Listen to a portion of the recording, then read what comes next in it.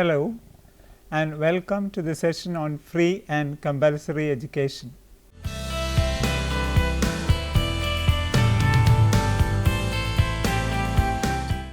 Compulsory basic education claims on status all over the world. Free and compulsory education for all children between the age 6 to 14, irrespective of their gender, region, religion, social and economic status in the society, etc., is a motto which all the countries in the world uphold in the current era. The characteristic aspect of this scheme is that all the expenditure incurred in educating a child should be borne by the ruling government. Nothing should prevent a child from acquiring basic education, and if such an instance arises, the sole responsibility will be fixed on the government. Making it short, the intention of this scheme is to make education available, accessible and acceptable to each and every child. During 1990s, due to deficit budgets and debt pressures, the idea of free and compulsory education, even though born, laid idle, especially in developing countries. The main objective of international human rights is to alter the viewpoints of political society towards the marginalized sections who have only least access to the decision making level. The majority of these sections can be considered as children. Children at an age of 6 should be at the primary school, but in many cases are not, as an inevitable duty of the government. The main problem in implementing free education revolves around funding. Only a few countries in the world have attained this successful funding towards education. For example, 1947 Constitution of Taiwan distributed its total fund for development of primary education as follows: the central government not less than 15%, state government not less than 25%, and the municipalities 35% of their budget.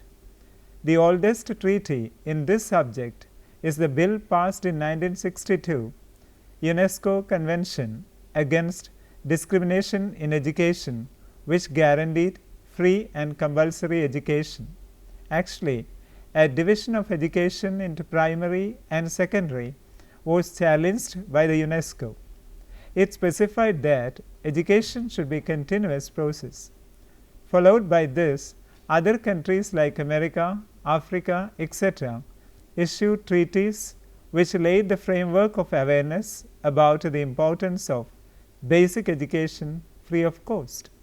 The prime point stressed in all these treaties is that the education of the children is not the duty of the parents. The government should sort out all the problems coming in the way for giving free elementary level education to the children of a country. The authority to implement this is decentralized conveniently so that right from the municipality level the program starts. Here, both the ability and willingness of individual government plays the most important role. This point can be easily understood when the situation in countries like Afghanistan, Angola, Congo, etc. are studied. Here, warfare impedes the implementation of any basic law for the protection of human rights. The ruling governments become helpless in performing anything effectively. It is notable that such countries are not even counted in the surveys conducted from time to time on subjects like development of education. Anyhow, regional experiences from Europe, America and Africa recently have undoubtedly contributed to the internalization of enforcement of human rights. Chile stands in the first place in the list by giving free education up to an age of 21. Countries in Western Europe, for example, Belgium, Germany and Netherlands, are placed on the top for achieving and extending compulsory education beyond 10 years. Placed in the lowest level are countries like Bangladesh, Laos, Nepal, etc., owing to the financial constraints. Free and compulsory education in India. An Act for Ensuring Free and Compulsory Education (RTE Act) was enforced by Article 21A of Indian Constitution in April 2010. The amendment was passed in April 2009 itself. Every child of the age of 6 to 14, including a child having different levels of disabilities referred to in the Act of Equal Opportunities Protection of Rights for Full Participation, shall have the right to free and compulsory education in a neighborhood school till the completion of her elementary education, says the article. It mainly aims the unreached and excluded children. This article explicitly specifies that any cost that prevents a child from attaining school education will be borne by the government. Important provisions in the Act are: no school can deny the admission of children owing to any reasons. Nothing in the form of fee, capitation fee should be levied from the child. If a child above the age of 6 is not admitted to any educational institutions, or after admitting could not continue the studies due to any reason, should be allowed to join in a class appropriate to his or her age. No school can expel a child till she finishes education till 8th grade. For carrying out the orders contained in the Act, the local authority should establish, if not existing, educational institutions to meet with the requirement.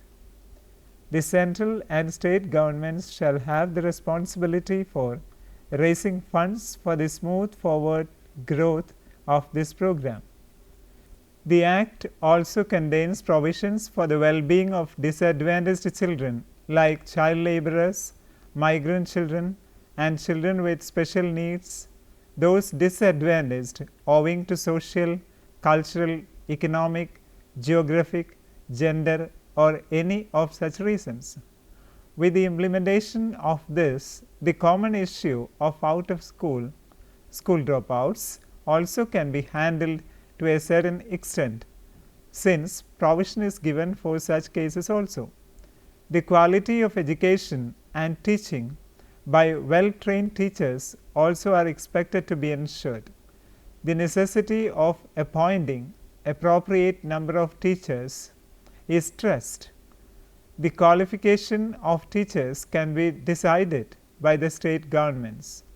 The instructions from the union government insist that local education authority should be formed in order to take care of the admission and further procedures in each area. It also states that teachers can avail 5 years' time to achieve the prescribed qualifications. If the region is hilly or having geographical peculiarities which may become a hindrance to commutation of children, suitable transportation should be arranged by the local authorities. In areas prone for landslide, etc., the bill makes it very clear that boarding facility is to be provided. The textbooks, uniforms, notebooks are to be made available to the children free of cost. All the schools in a particular area should accommodate the children without insisting any records or any fee.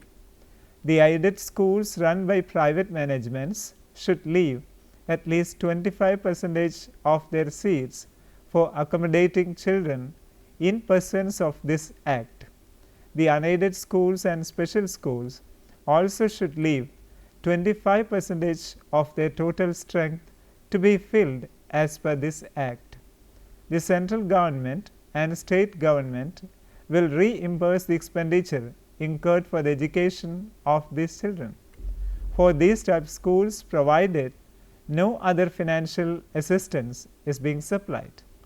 The funds are to be raised by the central and state governments by imposing and enforcing taxation on their wealthy population. It is a fact that many private schools are reluctant to admit children from economically weaker sections. The Act stipulates disciplinary proceedings, including cancellation of recognition against the managements denying admissions in their schools. Discussions are still in progress to settle this issue amicably.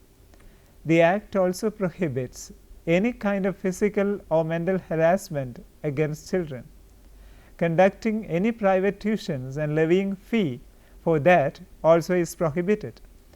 Any kinds of discrimination to children in the classroom, playground, dining room, etc., are to be strictly avoided through the careful inspection of local authorities. A school management committee consisting of members of management teachers, parents, and members of local education authority should be formed for observing the progress of implementation of Act. The guidelines for the specified curriculum have been issued in a separate chapter of the Act. It is designed in such a way to concentrate on the altogether development of personality of children. The teaching is child-centered, and the medium of instruction will be mother tongue to the maximum possible extent. The curriculum emphasizes that the child should be free from any sort of fear, trauma, and anxiety. He or she has the liberty to express feelings freely. No board examination should be conducted till the end of the elementary education. A certificate will be awarded at the end of the period of education. Almost all the states have started implementation of the Act, even though not in full swing. Andhra Pradesh backs the first place by posting teachers for every 30 students, totally 26,000 teachers, for implementing the Act.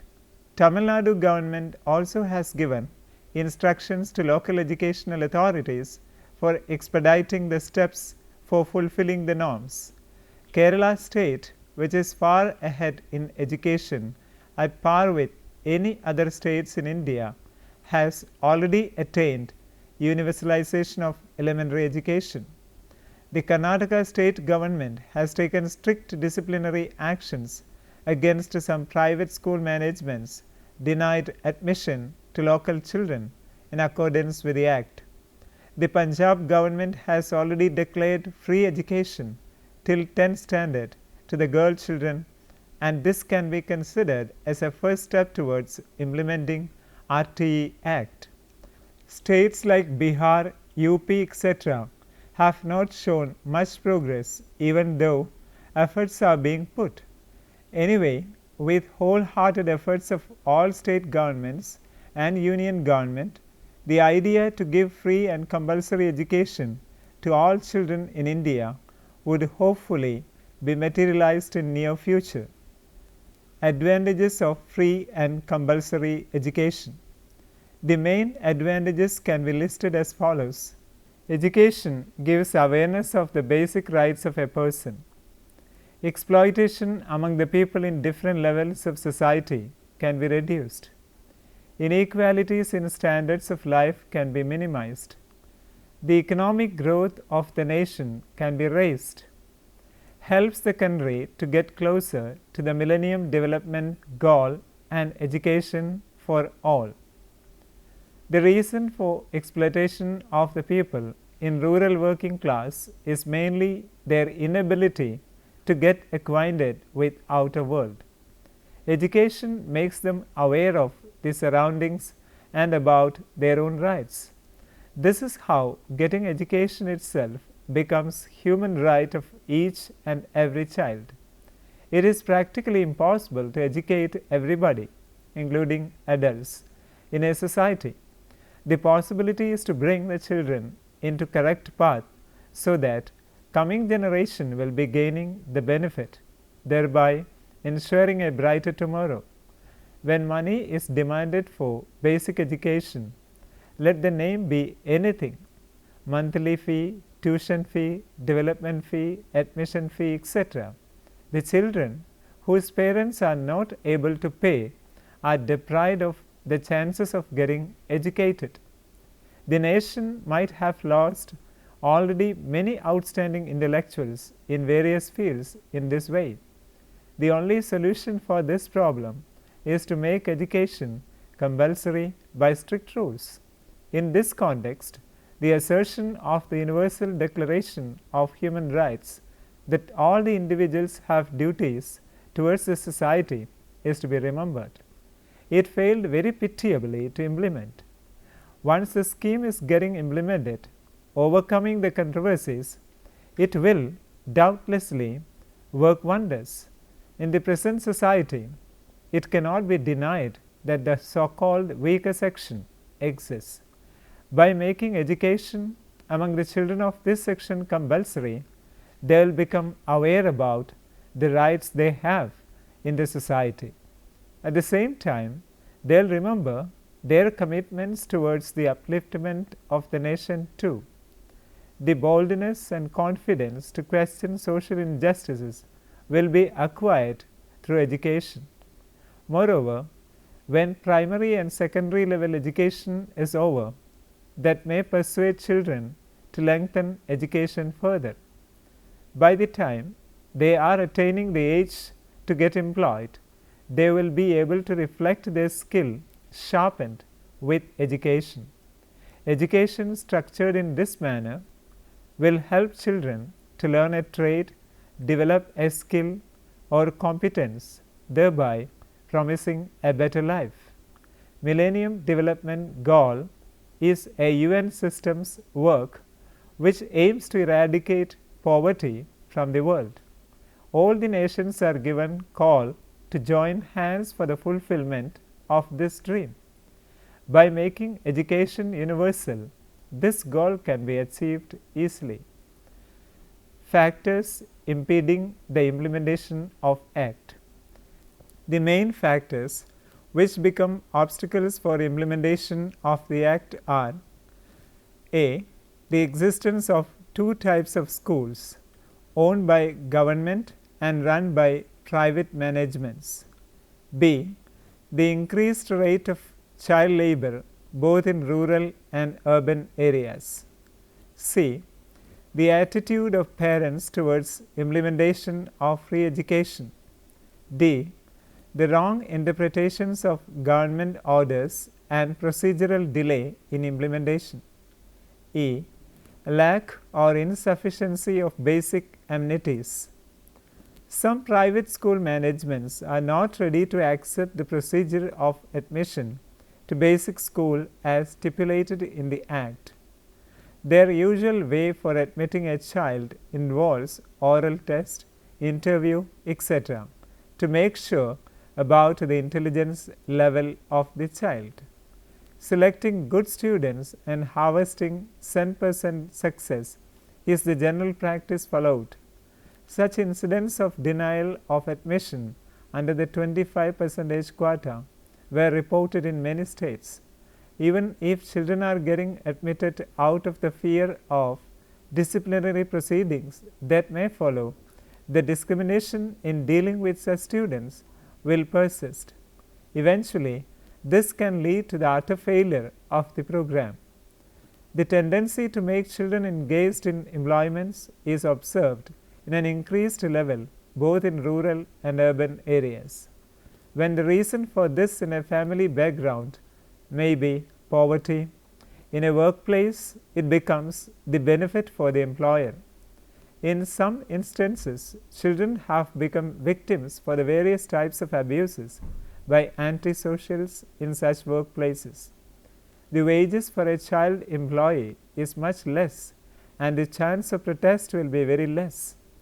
In a sum, child labor problem, which is much deep rooted in the society, cannot be solved easily. The Act mentions the starting age as 6 years. Children in many cases are getting engaged in some workplaces well before attaining this age. So, our primary free education also is equally important, which is not specified in his Act. This also can make hurdles in implementation of the Act. The parents whose duty it is to ensure that their children are availing this facility sometimes appear to be suspicious in many aspects. Among the lower middle class families, parents prefer to join their children in schools run by private managements which are reputed for their performance. As far as the families coming in the lowest level of social and economic structure, the very idea of sending their children to school itself does not have meaning. This works as a main reason leading to increased rate of child labor. All these factors make the implementation of Education Act tedious. Mere introduction of an act will not serve the purpose. Efficient enforcement in practical level is important. The protection of rights and enforcement of rules cannot work without corresponding government obligations. The Union government clearly specifies that local authorities should establish the schools, inspect the procedures, and make sure that everything goes smooth. But in case any complaint or doubt arises, nowhere it has been mentioned where it should get redressed or resolved. If the same local committee has to attend to the complaints also, that will lead to further complications. Specified posts should be prescribed for redressal of complaints and for clearing the doubts. Another common factor is the lack of good, safe building and basic amenities such as water, toilets, playground, library, etc. Along with this, insufficient number of teachers also is a commonly heard complaint. Without such basic infrastructure, the implementation of the Act will not become fruitful. The filling of gap between normative and empirical structure in education field has to progress much to achieve the goal. Let me summarize the session. In this unit, the implementation of free and compulsory education in our nation and along the whole world is discussed briefly. Free and compulsory education in primary and secondary level will be a remarkable step in minimizing the social inequalities. The curriculum being set up for this is different from the monotonous, dry one where the young minds are in the grip of tension and unhealthy competition. Of course, there are hurdles in materializing the program, but a governance which is really committed towards the benefit of common men can overcome any challenges. Hope that you can try to answer the questions given here. 1. What is the status of free and compulsory education in the world? 2. When was Act regarding free and compulsory education enforced in India? 3. What are the instructions of the Union government for successful implementation of free and compulsory education in India? 4. What are the important plus points of effecting free and compulsory education? 5. What are the main impediments in implementing free and compulsory education in India? Hope that you can refer the books given here. Right to Education Primers by Katerina Tomaszewski, printed at Novum Grafiska, Gothenburg, 2001. 2. Committee Report on Education Bill 2005 by Rath A.K., published in 2008. Hope you have enjoyed the session. We can meet again with another topic. Till then, take care.